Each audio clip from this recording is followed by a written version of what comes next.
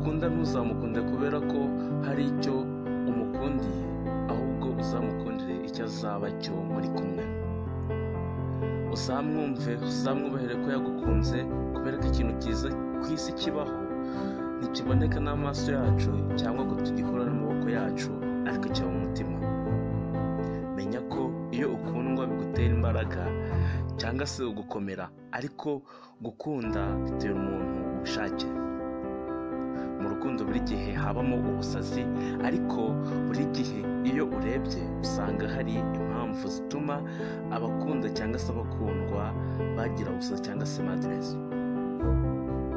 Menya ko umunezero umwe mu buzima ubaho, twese twemera gukundwa ukanakunda, cyangwa se gukunda ukanakundwa first. Nubona ufite gukunda kandi akwitayeho, ntuzibwire ko yabuze undi yabikorera, ahubwo jya bimwubahira. Menya ko gukundana ari byiza, ariko bikaba byiza kurushaho iyo uwukunda akubwiye ngo yego.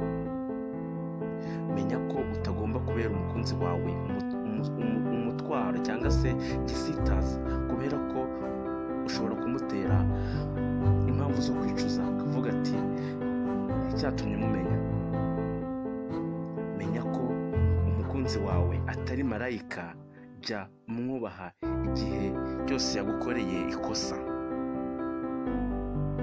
Romantic TV, uwo ukunda jya umwubaha, kandi menya ko umwanya uhabwa ni ukwereka ingano y'urukundo